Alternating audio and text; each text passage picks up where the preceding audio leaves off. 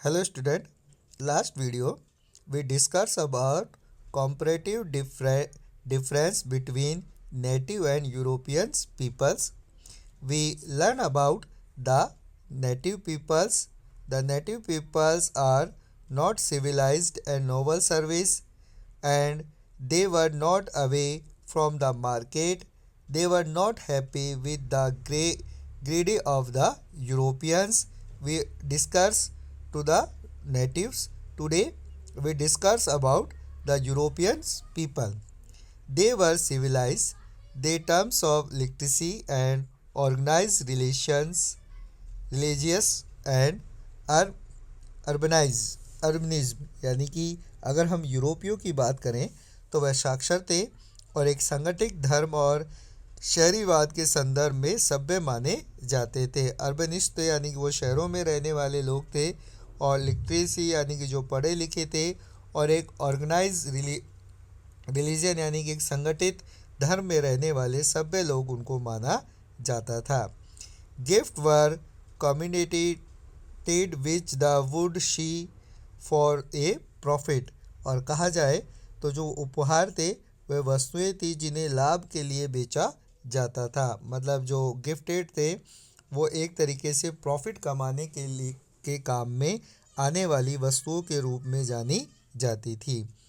The they associate everything with the value of the market, और उन्हें बाजार में मूल्यों के साथ हर चीज़ का आकलन किया। मतलब किस तरीके से जो बाज़ार में कौन सी चीज़ अधिक उसकी डिमांड है, किस चीज़ की डिमांड कम है, उसके अकॉर्डिंग उन्होंने जो पूरी तरीके से जो मार्केट है, मार्केट की स्टडी करने के बाद वह जो गुड्स है यानी कि जो वस्तुएं हैं उन्हें बनाया करते थे।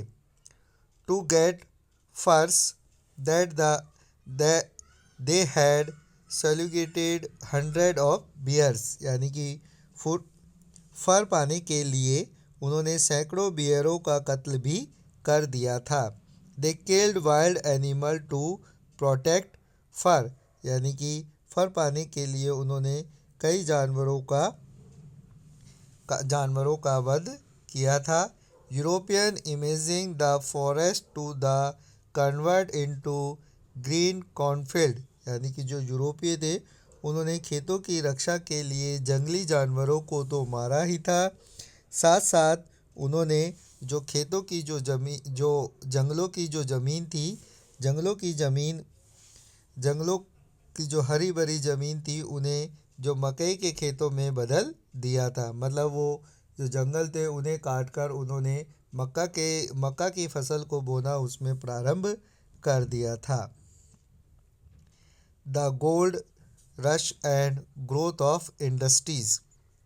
In the 1840s, trails of gold were found in the USA in California.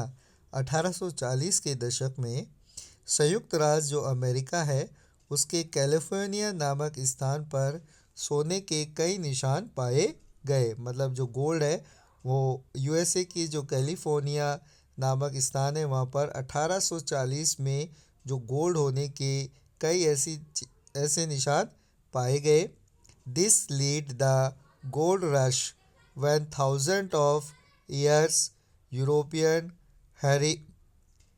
hurried to America in the hope of making a quick foreign, यानी कि इसे गोल्ड रश का नेतृत्व किया जब हजारों उत्सुक यूरोपियों ने जल्दी भाग्य बनाने की उम्मीद से अमेरिका को हड़काया। अमेरिका में जाना प्रारंभ उन्होंने कर दिया।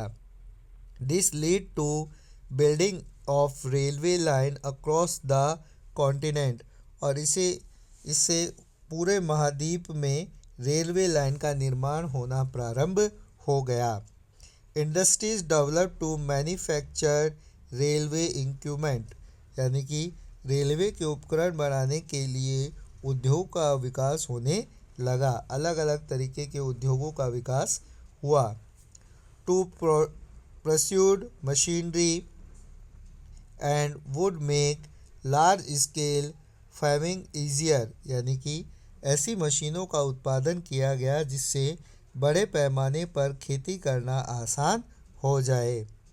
Employment generation lead to growth the town and factories, जो रोजगार सृजन से शहरों और कारखानों का विकास होना प्रारंभ हो गया कि जिस जैसे जैसे लोगों को रोजगार मिला, एम्प्लॉयमेंट मिला, तो जो टाउन्स हैं उनके डेवलपमेंट का काम, उनकी ग्रोथ होने लगी। इन 1860 the USA was a undeveloped economy. 1860 में जो संयुक्त राज्य अमेरिका था वह एक अविकसित अर्थव्यवस्था के रूप में माना जाता था। But within 30 years in 1890 it was a leading industrial power in the world। और अगर देखा जाए तो 30 साल के भीतर भीतर ही 1890 तक आते आते जो यूएसए है वो वर्ल्ड की लीडिंग इंडस्ट्रियल पावर यानी कि दुनिया में सबसे अग्रणी औद्योगिक शक्ति के रूप में उभर कर सामने आया। नेटिव्स कॉन्स्टिट्यूशनल राइट इन नॉर्थर्न अमेरिका, यानी कि उत्तरी अमेरिका के जो मूल निवासी थे उन्हें कौन कौन से संवैधानिक अधिकार प्राप्त थे। British colonize in America declare a war against England in 1776 to gain independent, यानी कि अगर हम कहें तो जो अमेरिका में ब्रिटेन उपनिवेशों ने स्वतंत्रता प्राप्त करने के लिए 1776 यानी कि 1776 में इंग्लैंड के खिलाफ युद्ध की घोषणा कर दी।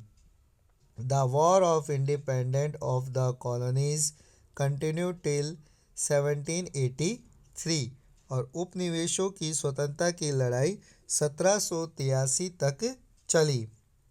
डेमोक्रेटिक राइट्स, यानी कि जो नेटिव जो पीपल्स थे उन्हें कौन कौन से राइट मिले थे, उसमें सबसे पहला जो राइट था वो था democratic rights.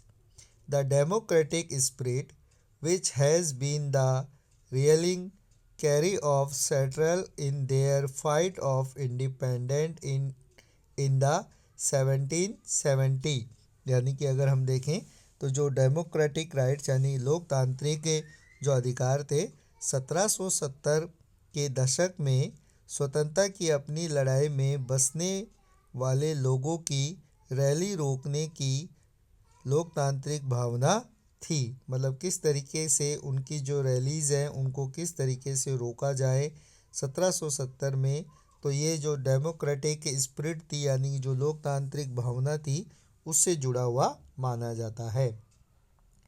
Come to define the identity of the USA against the monarchies and aristocracy of the old world, जो पुरानी दुनिया के राजशाही और अभिजात वर्ग के खिलाफ संयुक्त राज्य अमेरिका की पहचान को परिभाषित करने के लिए आई थी। मतलब किस तरीके से जो मोनेचरीज है उनके खिलाफ जो रैलियां हो रही थी उसे डेमोक्रेटिक स्पिरिट के नाम से जाना जाता है।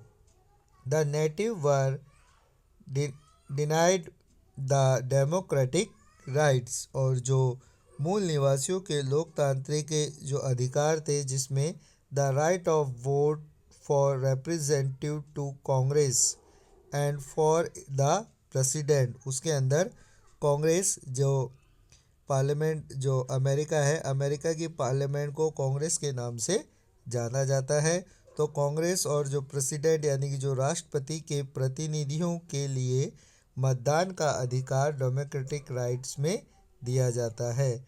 Because it was only for white man, क्योंकि मत से वंचित किया गया था, क्योंकि यह केवल गोरे लोगों को दिया गया था।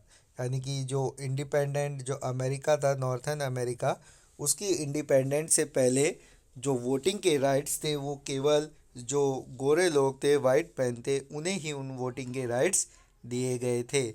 बट जैसे जैसे जो डेमोक्रेटिक स्पिरिट आने लगी तो उसके बाद में ये राइट सभी को दिए जाने लगे।